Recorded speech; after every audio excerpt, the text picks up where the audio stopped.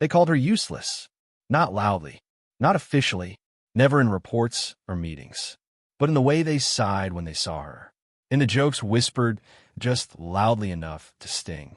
In the folders dumped on her desk without a word of thanks. Amara Johnson worked in the records division of the city police department, the quiet basement level where cold cases went to sleep and careers slowly disappeared. She was 26 years old, black, soft-spoken, invisible. At least, that's how everyone else saw her. Every morning, Amara arrived before most of the officers. The building was quieter then, before egos filled the hallways and radios crackled with urgency. She liked that hour, the stillness, the order, the faint smell of paper and old coffee.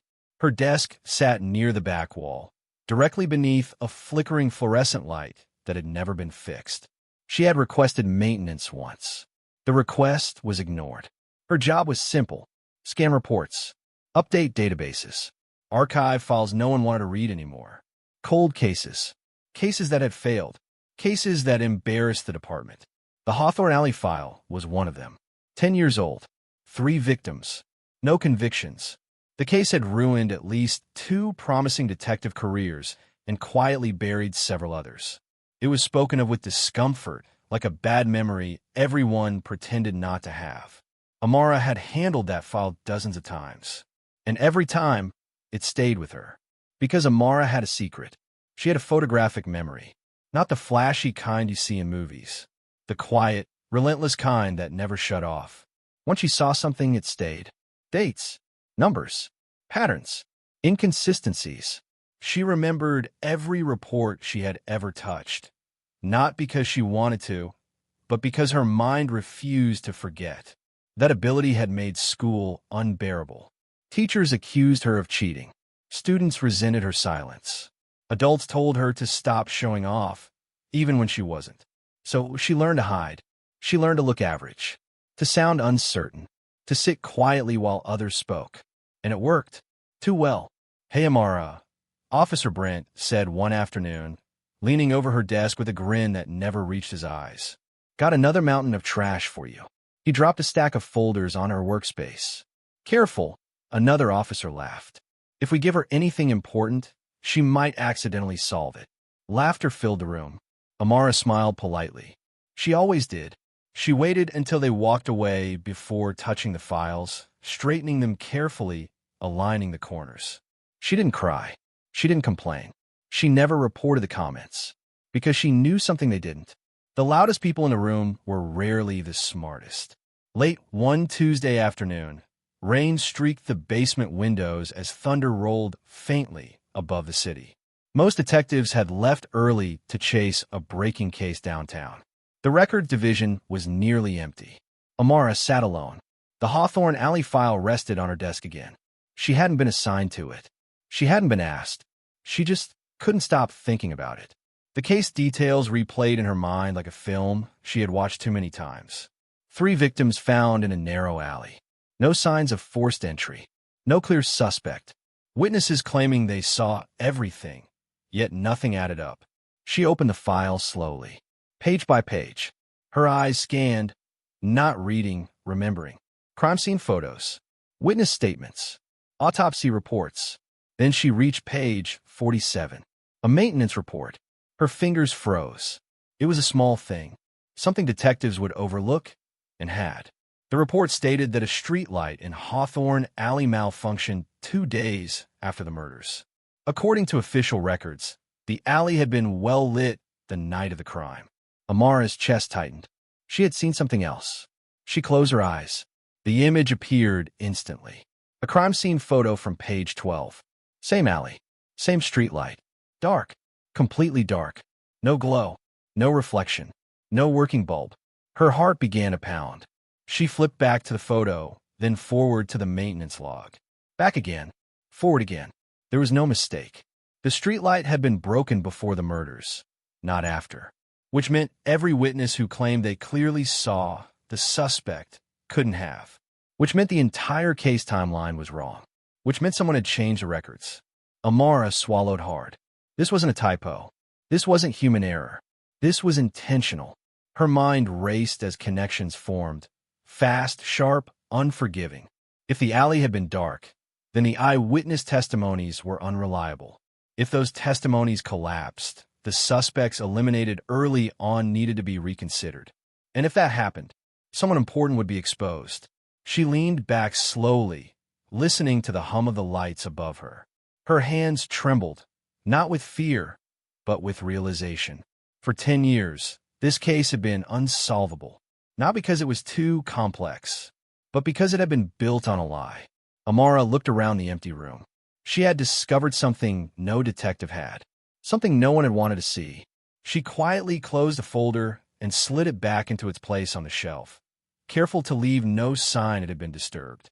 That's when she heard footsteps, firm, confident, approaching. Her pulse quickened, but her face remained calm. The door opened. Detective Marcus Hale stepped inside. Tall, impeccably dressed, decorated.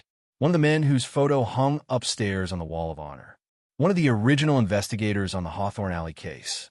His eyes moved across the room and stopped at the shelf, at the space where the file had just been.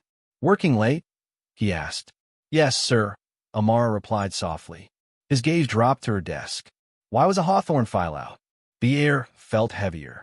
Amara met his eyes for the first time since she'd been hired. "I was filing old records," she said evenly. "That's my job."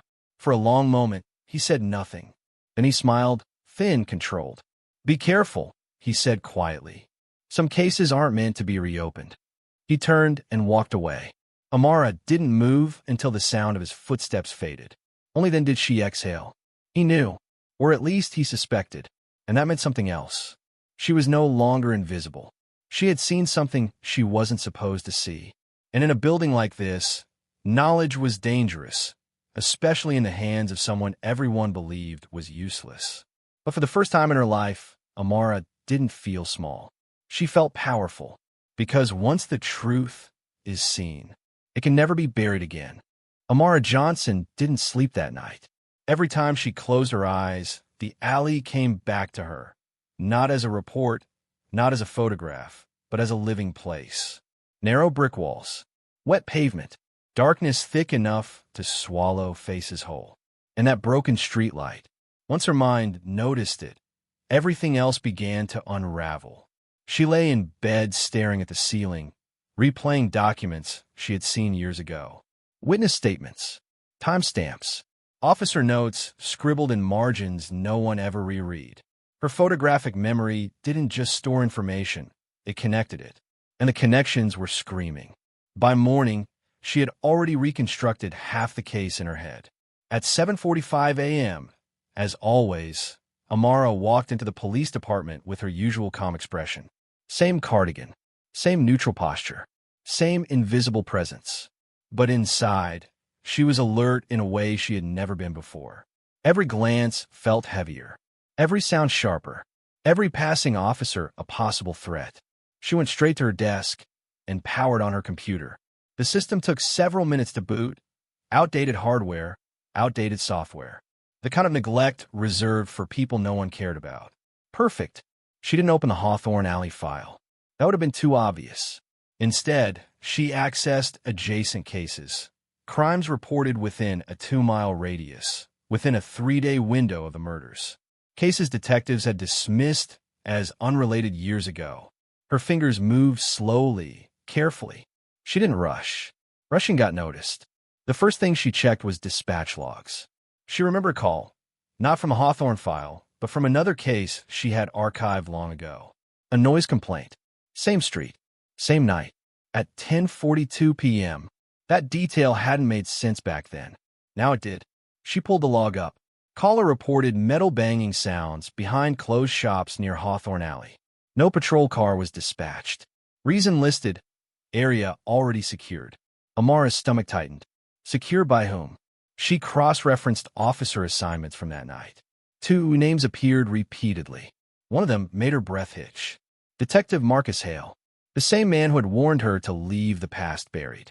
Amara leaned back slightly, eyes unfocused as her mind stitched together documents from memory. Another detail surfaced. A witness named Lena Brooks. She had claimed to see a man running from the alley under a working streetlight.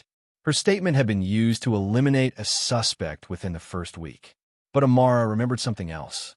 Lena Brooks had also filed a complaint 2 months after the case went cold. She had said officers pressured her to stick to her story. The complaint was dismissed, filed under unsubstantiated. Amara found the form.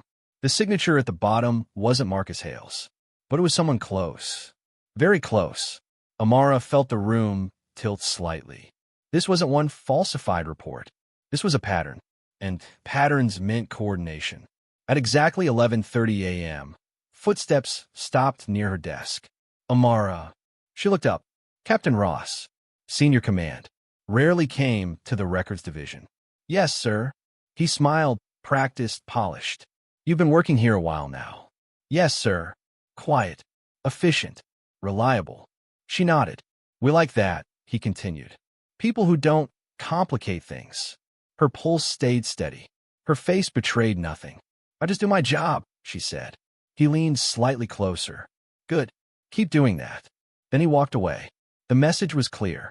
They were watching her. The rest of the day passed slowly. Too slowly.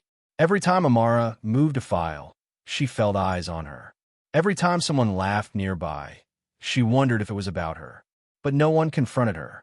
Yet, at 4:15 p.m., when the building grew loud again with officers returning from the field, Amara made her move. She printed nothing, saved nothing, left no digital trail. Instead, she relied on the one thing no one could confiscate. Her memory. She reconstructed the timeline in her head. Streetlight broken before the murders. Witness testimony coached to fit a false narrative. Dispatch logs ignored. Officer presence misreported. A detective who benefited from the case staying buried. And then she remembered something else. The third victim, Elias Monroe. Unlike the others, he wasn't random. He had filed a corruption complaint against the department 6 months before his death.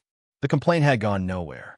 But Amara remembered the file, because she had archived it herself. Her fingers curled slowly into her palm. This wasn't just a cover-up. This was protection.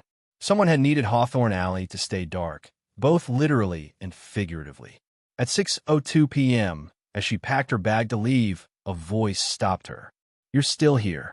Detective Marcus Hale stood behind her desk. Too close. Yes, sir, she replied calmly. I was finishing my assignments. His eyes searched her face. You know, he said casually, some people get ideas above their station. They start thinking they're smarter than everyone else. Amara met his gaze. I don't think that, she said. He smiled again. Good. Then his voice dropped. Because smart people don't survive long in places like this. A chill crept up her spine. She waited until he left before allowing herself to breathe. That night, Amara didn't go straight home. She stopped at a small public library across town. Old, underfunded, forgotten, just like her. She pulled local newspapers from 10 years ago. And there it was. A tiny article buried on page 9. Streetlight repairs delayed due to budget constraints. Date, 3 days before the murders. Proof, physical, public, untouchable. Amara closed the paper slowly. They had erased it from the case file, but they couldn't erase history. For the first time, fear mixed with resolve. She knew what she had, and she knew what it would cost her. But the truth had waited 10 years. It could wait a little longer. Because Amara Johnson wasn't just a data clerk anymore. She was a threat, and the city had no idea what was coming next. By the third day, Amara understood something clearly. The danger wasn't what she knew. It was who knew that she knew. The police department no longer felt like a workplace. It felt like a living organism, watching, listening, reacting. Conversations stopped when she entered rooms. Laughter dulled. Doors closed a little faster than usual. No one accused her of anything. They didn't have to. At 8:03 a.m., she logged into her computer. At 8:04, her access froze. A small red notification appeared on the screen. Permission denied. Contact administration. Amara stared at it calmly. This was expected. They couldn't fire her without questions. They couldn't confront her without risk. So they were doing what powerful systems always did first. Limiting movement. She stood up and walked toward IT. Halfway down the hall, Captain Ross intercepted her. Change of duties today, he said casually. You'll be assisting evidence inventory. Amara blinked once. Evidence inventory meant the basement storage wing. No windows, no cameras in half the aisles, and no witnesses. I thought that was handled by. Today it's you. Ross cut in smoothly. Temporary reassignment. She nodded. Of course. The elevator ride down felt longer than usual. As the doors opened, a chill settled into her bones. The evidence wing smelled like dust, metal, and secrets. Rows of shelves stretched into shadows, filled with boxes labeled by year, not importance. Amara was alone, or so she thought. She worked quietly, checking tags, matching serial numbers, doing exactly what was asked. Her movements were deliberate, controlled. Then she noticed something wrong. A box sat slightly out of alignment. Label: Hawthorne Alley, miscellaneous, physical evidence. Her pulse spiked. That box should not have been there.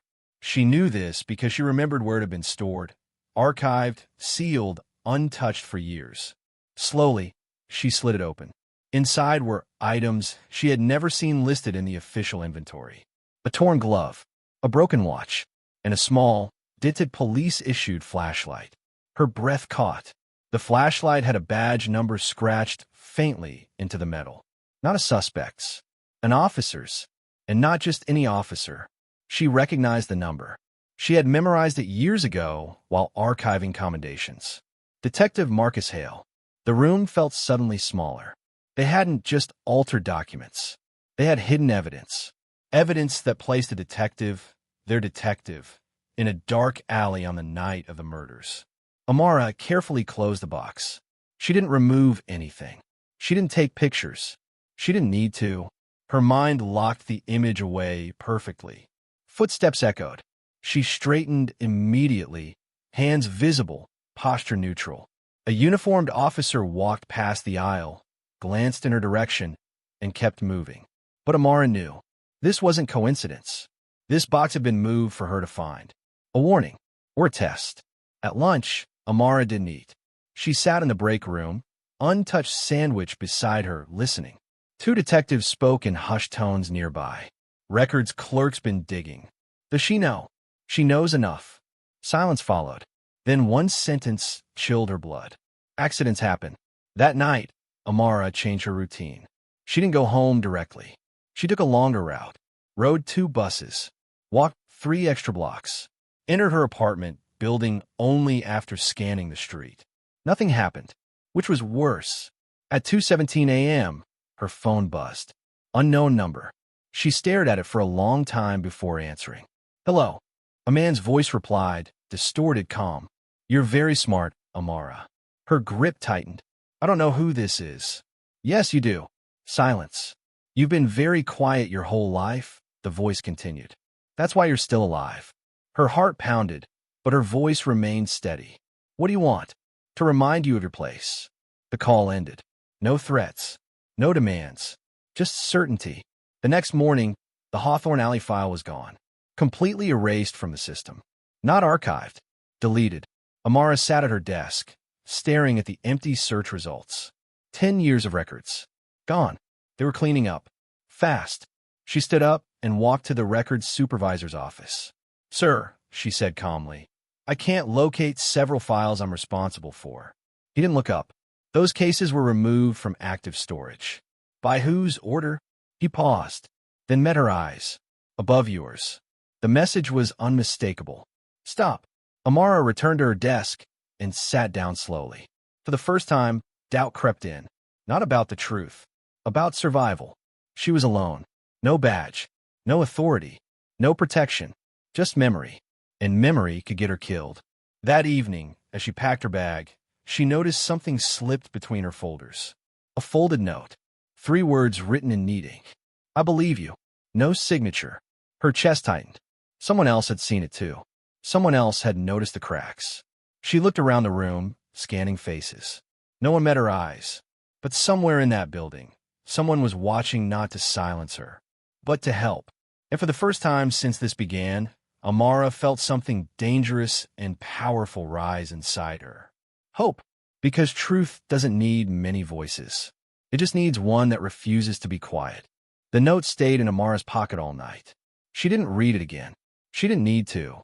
Those 3 words had already carved themselves into her mind. I believe you. For the first time since Hawthorne Alley came back to life inside her head, Amara understood something critical. She wasn't alone anymore. But that didn't mean she was safe. Belief could be just as dangerous as knowledge. The next morning, she arrived at work earlier than usual. The building was quiet, the way she liked it. Empty corridors, humming lights, echoes instead of voices. She sat at her desk and did something she had never done before. She waited.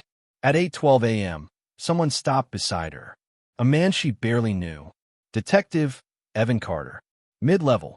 No wall photos. No legendary cases. The kind of officer who did solid work and never made noise. You dropped something yesterday, he said quietly, placing a manila folder on her desk. She didn't look at it. I don't think so. He leaned closer, voice low. Basement storage. I'll see. You were careful, but not invisible. Amara's pulse quickened. I don't know what you're talking about. He straightened. That's good, he said. Neither should anyone else. Then he walked away. Her fingers hovered over the folder for several seconds before she opened it. Inside were copies. Not originals. Photographs of the flashlight. A scan of the altered maintenance report. A handwritten timeline. He had seen everything, and he had chosen a side. Throughout the day, small things began to shift. Her computer access returned, partially. A locked cabinet she had requested months ago was suddenly unlocked. The Hawthorne Alley evidence box disappeared again. Someone was moving pieces. At lunch, Evan sat across from her in the break room like it was nothing unusual. You're right about the streetlight, he said between bites. I checked city infrastructure logs myself. Amara kept her eyes on her coffee. Why are you helping me? He paused. Because I was a rookie when that case broke, he said. And because my partner tried to reopen it and got transferred to traffic duty the next week. Her jaw tightened. They'll destroy you, she said quietly. They already tried, he replied. Didn't stick. That afternoon, the pressure escalated. Internal affairs arrived. 2 agents. Blank faces. Polite smiles. They questioned Amara for 40 minutes. About her job performance. About workplace boundaries. About unauthorized curiosity. She answered everything calmly. Truthfully. Without offering anything extra. When they left, Captain Ross stood at her desk. You're attracting attention you don't need, he said softly. I don't seek attention, Amara replied. No, he agreed. But attention seeks you. That night, Evan called her from a payphone. They're preparing a report, he said. Something to discredit you. Performance issues. Mental health concerns. Amara closed her eyes. I expected that. There's more, he continued. Marcus Hale is meeting someone outside the department tomorrow night. Off books. Where? Hawthorne Alley. Silence stretched between them. They're returning to the place where it began, Amara said, because they think it still belongs to them. The next evening, rain fell again, just like 10 years ago. Amara stood across the street from the alley, hood up, heart steady. Evan watched from a distance, pretending to check his phone. A black sedan pulled in quietly. Marcus Hale stepped out. Then another man. Not a cop. A city official. Public Works. The same department that handled streetlight maintenance. Amara's memory ignited instantly. The man had signed the delayed repair authorization. The lie had required 2 departments. They spoke briefly. Hale handed him a folder. The official hesitated, then nodded. That was enough. Evan snapped photos. Time-stamped. Clear. Undeniable. As the sedan drove away, Amara felt something settle inside her. The truth was no longer just memory. It was evidence. And evidence demanded reckoning. The next morning, the city woke up to an anonymous leak. Infrastructure logs. Altered reports. Photographs from the alley. Not everything. Just enough. By noon, the department was in chaos. Press outside. Phones ringing. Supervisors shouting. Marcus Hale didn't show up for work. Captain Ross locked his office door. Amara sat at her desk, quiet as always. Invisible again. But this time, invisibility was her weapon. She checked her phone. One new message. Unknown number. They know it was you. Her fingers hovered. Then another message arrived, and they're afraid. Amara looked up at the wall of framed detectives. For 10 years, the truth had been buried. Now, it was breathing, and the city was about to learn what happens when the people you call useless finally decide to speak. The city didn't explode. It cracked. At first, it was subtle, a tremor beneath the surface. News tickers spoke carefully, using words like irregularities and procedural concerns. Officials avoided names. Press conferences ended early. But the people felt it, because lies don't fall quietly. They unravel. By the second day, the leaks had multiplied. Independent journalists pulled infrastructure records from public archives. Civil rights groups demanded answers. Former witnesses from Hawthorne Alley came forward, admitting they had been pressured, guided, corrected. One by one, the story changed. And in every version, one truth remained constant. The alley had been dark. Inside the police department, fear moved faster than facts. Desks were cleared overnight. Officers called in sick. Doors stayed locked. Marcus Hale officially took medical leave. No one believed it. Amara Johnson continued to arrive at 7:45 a.m. Same cardigan, same calm expression, but everything else was different. People looked at her now, some with curiosity, some with respect, some with fear. Internal affairs returned, this time with warrants. Servers were seized, offices searched, phones confiscated. Captain Ross was escorted out of the building just before noon, face pale, tie loosened, eyes avoiding everyone. As he passed Amara's desk, their eyes met. For the first time, he didn't look powerful. He looked small. That afternoon, Evan sat beside her quietly. "It's done," he said. "The task force is federal now." Amara nodded. "And Hale?" Evan hesitated. "Missing." The word hung in the air. That night, Amara stood at the edge of Hawthorne Alley. Police tape fluttered again, not for a murder, but for truth. Floodlights illuminated the bricks that had once hidden everything. Reporters whispered. Cameras rolled. This time the light stayed on. A voice called her name. She turned. Lena Brooks stood there, the witness whose testimony had been rewritten. "I wanted to apologize," Lena said softly. "I was scared. They told me I'd lose my job. My apartment." Amara studied her face. "I know," she said gently. Lena swallowed. "They can't do that anymore, can they?" "No," Amara replied. "They can't." 3 days later, Marcus Hale was found, alive, in a motel 2 states away. With him was the final piece, the one he had tried to carry alone. A private recording, an insurance policy.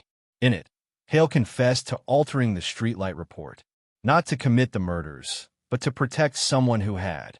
A city contractor, a man with connections. The murders had been collateral damage in a deal that went wrong. Hale had chosen silence, until silence became impossible. The recording went public. Arrests followed, resignations, trials, and convictions. Hawthorne Alley was no longer a mystery. It was a lesson. Weeks later, Amara sat in a small conference room, not as a clerk, but as a consultant. Federal investigators listened as she reconstructed the case from memory, detail by detail, without notes. When she finished, one of them leaned forward. "Why didn't you become a detective?" he asked. Amara smiled slightly. "No one ever asked," she said. "The city asked now." She declined interviews, turned down book deals, refused applause. She didn't need recognition. She needed truth. On her last day at the records desk, Amara placed the Hawthorne Alley file into a new archive. Stamped clearly. Case closed, corrected. As she walked out of the building, the sun caught her face, bright, unavoidable. For years, they had called her useless. They were wrong. Because the quiet ones don't lack power. They lack witnesses. And when they finally speak, the world has no choice but to listen.